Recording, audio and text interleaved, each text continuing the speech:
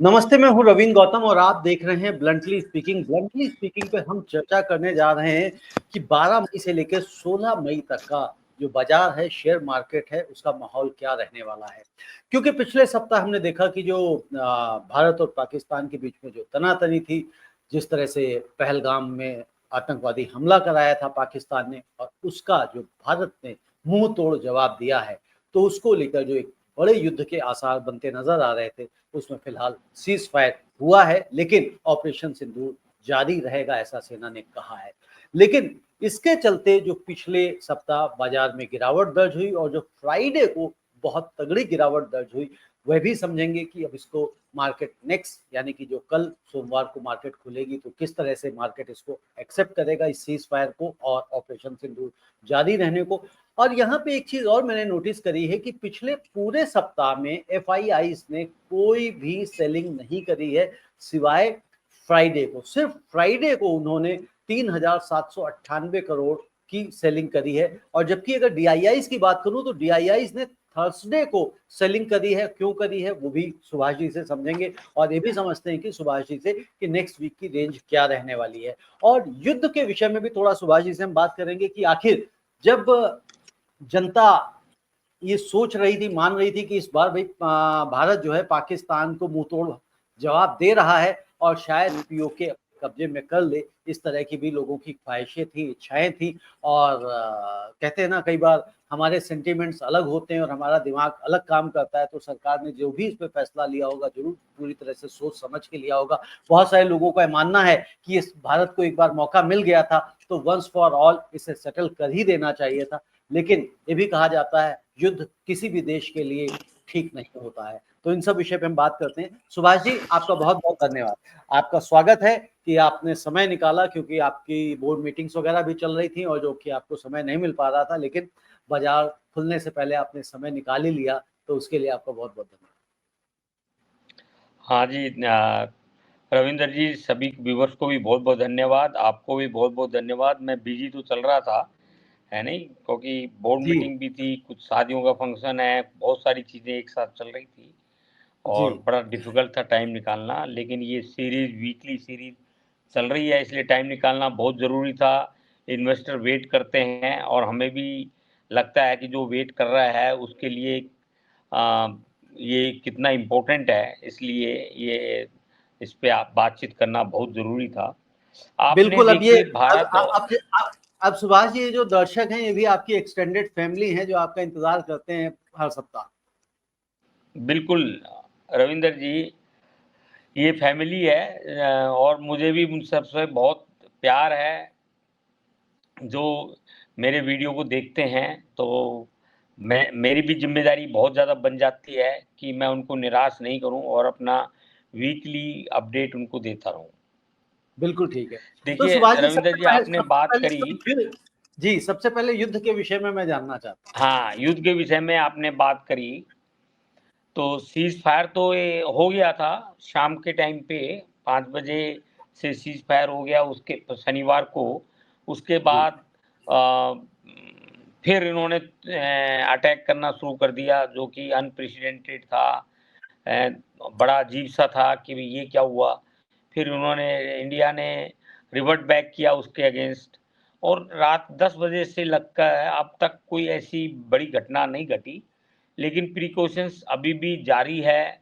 और कल 12 बजे सीडीएमओ में उनसे पाकिस्तान के और इंडिया के आपस में बात करेंगे, तो उससे क्लैरिटी और बढ़ेगी, है ना। लेकिन अभी प्रिकॉशंस लेना बहुत ज़रूरी है। फ्राइडे को जैसे आपने कहा एफपीआई ने सेलिंग की और 4 वीक में यदि नेट पे देखो तो 4 वीक में कंटिन्यूस इनकी बाइंग है और फ्राइडे को 3,799 करोड़ की सेलिंग एफपीआई ने करी। डीआई ने 7,278 करोड़ की बाइंग करी थी। और यदि मई के अंदर अब तक देखें तो एफपीआई की जो बाइंग है वो 7,857 करोड़ की है। अप्रैल के महीने में नेट बाइंग जो थी 2,735 करोड़ की थी, मार्च में 2,014 करोड़ की थी, फरवरी में 58,988 करोड़ की सेलिंग थी और जनवरी में 87,375 करोड़ की सेलिंग थी। और जो नेट में आज तक देखें तो 1,33,757 करोड़ की सेलिंग अभी भी नेट में है। लेकिन बस इम्पोर्टेंट पॉइंट ये है, मार्च, अप्रैल और मई अभी तक तीनों महीनों में एफपीआई की बाइंग है, तो ये एक इम्पोर्टेंट डेटा है। तो मैं आपको, और बाकी आपने बात करी मार्केट कैसा लगता है।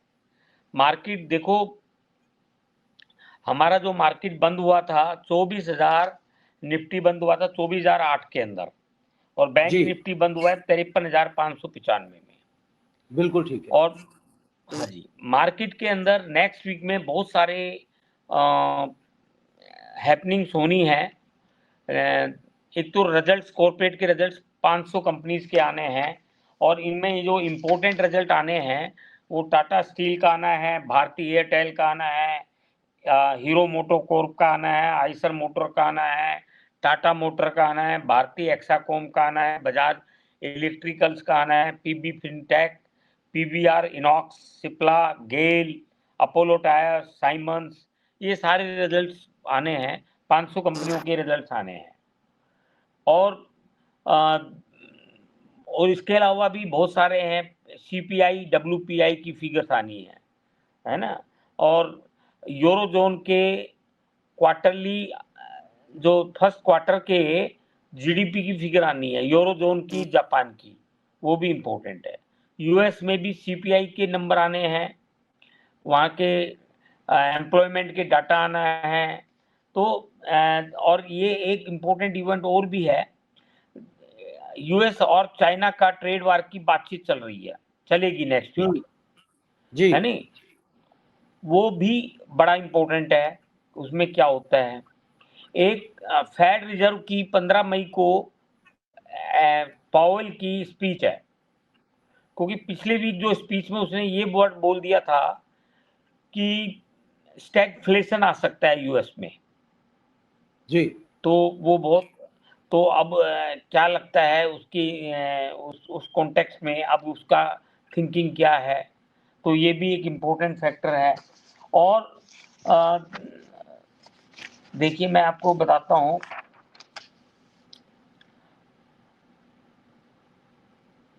इंडस्ट्रियल प्रोडक्शन का डाटा आना है यूएस का, रिटेल सेल्स का डाटा आना है, पीपीआई का डाटा आना है, इन्फ्लेशन नंबर 4 अप्रैल वो इनका आना है।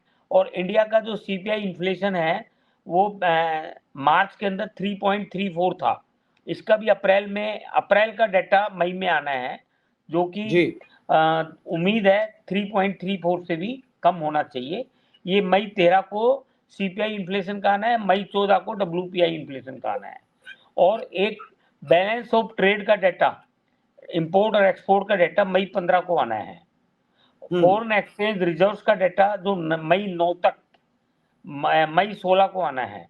तो मतलब इतनी सारी हैपनिंग्स होनी है, तो मार्केट का जो रुख है बहुत सारी चीजों पे डिपेंड करता है।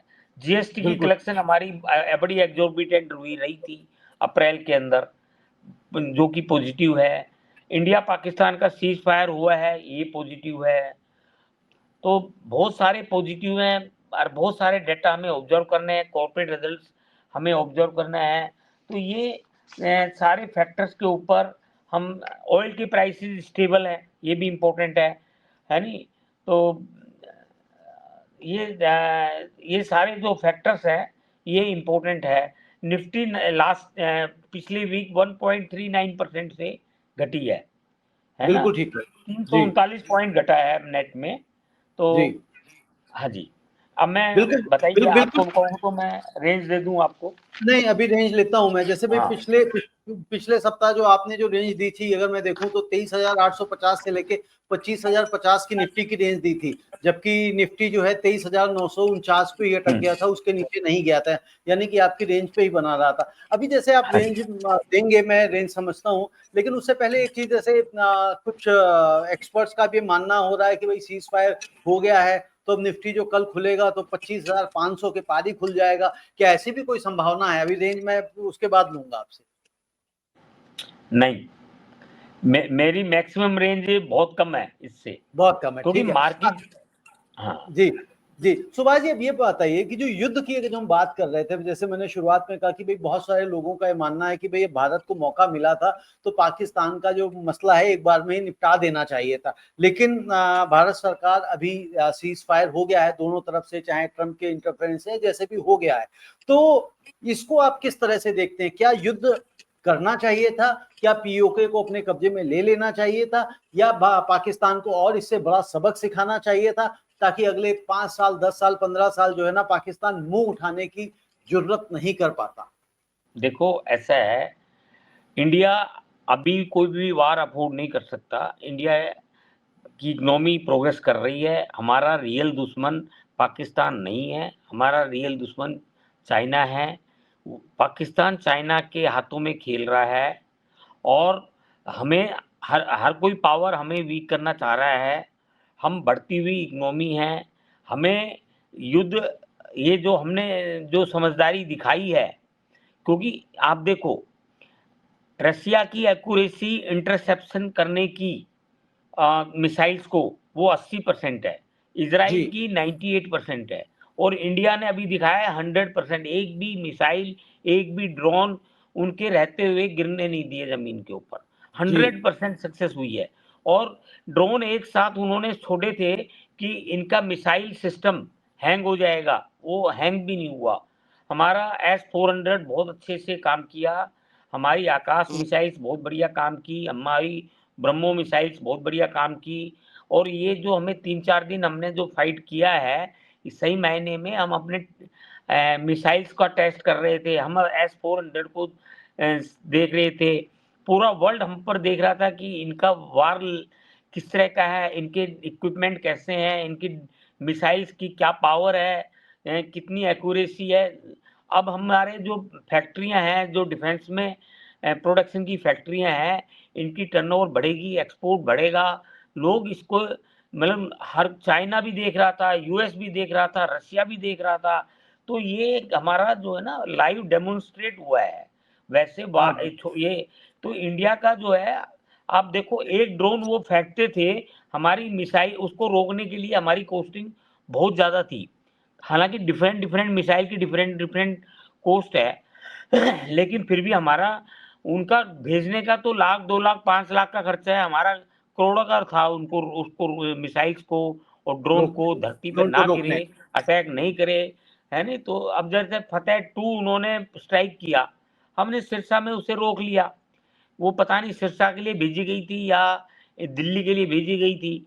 तो ऐसे मतलब पाकिस्तान ने भी देखा कि भाई वहाँ पे इनका कुछ नहीं चल रहा, हमने उनके 2-3 प्लेन भी गिरा दिए। तो ये हमारे बहुत अपर हैंड था, कोई कंपैरिजन ही नहीं था पाकिस्तान के साथ। हम पाकिस्तान के साथ उलझना भी नहीं चाह रहे थे।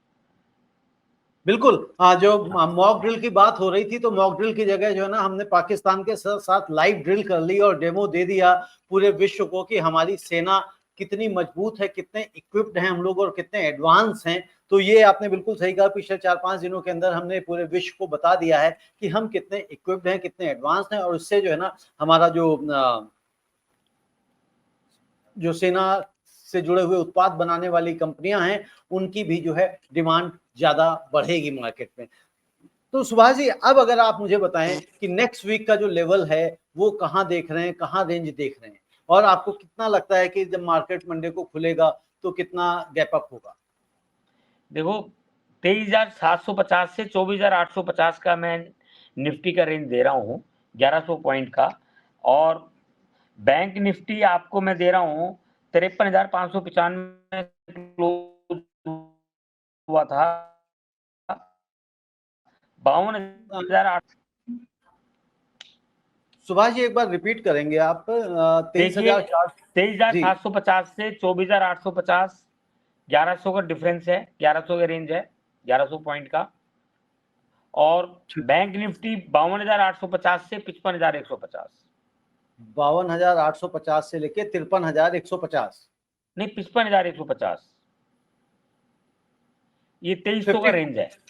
55? हाँ 55, 55,000, 55, 150, ये 2300 का रेंज है ये। जी जी। और आपने निफ्टी का दिया है, मैं एक बार दोबारा सुनूंगा क्योंकि कुछ आई थिंक ऑडियो में गड़बड़। 23,350, 23,750 से 24,850। 24,850, ठीक है। 23,750 से लेके 24,850। तो मैं एक बार फिर से रिपीट करता हूं कि अगर बाई चांस ऑडियो में टेक्निकली इशू कोई आ गया हो। निफ्टी आपने रेंज दी है 23,750 से लेके 24,850, और बैंक निफ्टी की रेंज दी है 52,850 से लेके 55,150 की। तो इसके बीच में मार्केट रहने की संभावना है। बिल्कुल ठीक है, बिल्कुल। तो सुभाष जी, अब जिस तरह से रिजल्ट आ रहे हैं और इन रिजल्ट्स को देखते हुए अगर हम मई की क्लोजिंग पूरी पूरी देखें हम, तो मई में हम कहाँ क्लोज होते दिखाई देते हैं? क्या हम 25,000 को पार कर पाएंगे? देखो अभी रविंदर जी, हालांकि अब नहीं लग रहा कि कोई वार या कोई टेंशन बढ़ेगी इंडिया और पाकिस्तान में, है नहीं, लेकिन फिर भी इनकी जब बातचीत होती है तो टर्म्स एंड कंडीशन फाइनल होती है। वो कहेंगे पानी हमें दो, है 80%, 20% आप रखो। इंडिया बार्गेनिंग करेगा कि भी हम इतना पानी नहीं दे सकते, ये एग्रीमेंट गलत था और ये हम दोबारा से इसको रिव्यू कर रहे हैं। और मुझे लगता है वो कहेंगे 30% आप ले लो, 40 ले लो, 10% से स्टार्ट करेंगे और 50% तक मेरे ख्याल सेटल हो जाना चाहिए। तो पानी इनके लिए बहुत इम्पोर्टेंट है। पीओके इम्पोर्टेंट है, लेकिन मुझे इमीडिएट अभी इसमें कोई डेवलपमेंट नहीं लग रही है। और तो ये इस टाइम पर पानी की ज़्यादा बात करेंगे और शांति बनाए रखने की बात करेंगे और परमानेंट टेररिस्ट एक्टिविटी पर फोकस करेंगे। कोई टेररिस्ट एक्टिविटी किसी भी प्रकार की हुई तो ये वार समझी जाएगी। तो ये इस पर फोकस करेंगे। अभी पीओके मुझे दूर की कोडी लग रही है। अभी नहीं लग रहा कि पीओके पर ये बातचीत करेंगे, क्योंकि ये भी अभी इनके लिए पानी बहुत ज़्यादा इम्पोर्टेंट है और आतंकवाद इम्पोर्टेंट है, दो ज़्यादा इम्पोर्टेंट है। बिल्कुल ठीक है, बिल्कुल ठीक कह रहे हैं कि नेगोशिएशंस होंगी और उससे भारत वैसे भी मजबूत स्थिति में है और हर तरह से, कहीं कोई ऐसी वाली बात नहीं है। और मार्केट भी जिस तरह से आपने बताया कि ठीक ठाक है भी, तो देखते हैं। बाकी नेक्स्ट वीक हम लोग फिर दोबारा चर्चा करेंगे। और एक मुझे और आपके साथ में चर्चा करनी थी, तो नेक्स्ट वीक ही अब करेंगे चर्चा उस पर, जो यूके एफटीए हुआ है, India UK FTA free trade agreement. तो उसको भी थोड़ा सा आपसे समझना है कि आखिर उससे हमारे देश को क्या क्या लाभ हो सकते हैं। तो इस पर मैं आपसे नेक्स्ट वीक एक अलग देखिए, से चर्चा यूके रखूंगा। ने अमेरिका से भी एग्रीमेंट कर रहा है, फ्री ट्रेड जी एग्रीमेंट, और जी इंडिया से भी। हाँ, तो क्या है कि ये बहुत इम्पोर्टेंट है दोनों कंट्री के लिए, है नहीं। हम ये यूके का एग्रीमेंट लास्ट 5-6 साल से चल रहा है और हमारी बहुत सारी टर्म्स एंड कंडीशन पर हम सेटल नहीं कर पा रहे थे। तो ये एग्रीमेंट हमारे इंपोर्ट एक्सपोर्ट के लिए बहुत इम्पोर्टेंट है। और हमारा आज भी है ना, हम इंपोर्ट ज़्यादा है, हमारा एक्सपोर्ट कम है। जी और ये ट्रेड डेफिसिट हमारा चलता रहा है और ये करंट अकाउंट डेफिसिट हमारा 1% से लेके 3% तक चला जाता है। तो ये हमारे ट्रेड को एडवर्स ट्रेड बना देता है। तो हमारे लिए इम्पोर्टेंट है कि एक तो एक्सपोर्ट हम बढ़ाएं हैं और इंपोर्ट कम से कम करें। और ये जो गैप है एक्सपोर्ट और इंपोर्ट का, और जो कई बार गैप काफ़ी बढ़ जाता है, इसको ख़त्म करके हम सरप्लस आएँ, वो हमारे लिए सही चीज़ है। तो इंडिया का फोकस वही है। और इन्फ्लेशन क्या है कि जब हम इंपोर्ट के ऊपर भी कस्टम ड्यूटी लगाते हैं तो हमारा इन्फ्लेशन कंटिन्यूस बढ़ता है। और जब इन्फ्लेशन बढ़ जाता है तो हमारा इंटरेस्ट रेट बढ़ जाता है। इंटरेस्ट रेट बढ़ जाता है तो हमारी मैन्युफैक्चरिंग कॉम्पिटिटिव नहीं रहती है, और हम फिर वो जो मैन्युफैक्चरिंग कॉम्पिटिटिव नहीं रहती तो हम एक्सपोर्ट नहीं कर पाते। ये एक विशेष हम्म सर्कल है। तो जी और तो हम सही चीज़ क्या है कि जितना फ्री ट्रेड हम कर सकें और हम नेट में हम एक्सपोर्ट कर सकें, तो ये टोटल इकोसिस्टम को यदि हम सही कर सकें तो हम कॉम्पिटिटिव रहेंगे और हमारा करेंसी भी स्ट्रॉन्ग रहेगी। और अभी हमारा करेंसी अगेन 85-86 तक जा रही है। और ये यूके ने यूएसए के साथ भी फ्री ट्रेड एग्रीमेंट हो रहा है। तो मतलब यूके भी आज है ना वर्ल्ड के अंदर व्यापार, आपस का व्यापार कितना मैक्सिमम करते हो और ट्रेड सरप्लस करना में सभी को फायदा है, वो देखना है कि भी फिर भी इंपोर्ट और एक्सपोर्ट दोनों हमारे बढ़ते रहने चाहिए और नेट में हमारा एक्सपोर्ट बढ़े, यही हमारी कोशिश है इंडिया की। यही हमारी कोशिश है, बिल्कुल। बहुत बहुत धन्यवाद सुभाष जी, और नेक्स्ट वीक जैसा हमने कहा हम लोग फिर चर्चा करते हैं। और सभी दर्शकों का बहुत बहुत धन्यवाद, और जो लोग इस कार्यक्रम को देखते हैं कृपया हमारे चैनल को सब्सक्राइब भी करते रहें। और भी सुभाष जी से कुछ विशेष आपको जानकारी चाहिए तो आप कमेंट्स में लिख भी सकते हैं। बहुत बहुत धन्यवाद सुभाष जी, एक बार फिर से। धन्यवाद जी रविंद्र जी।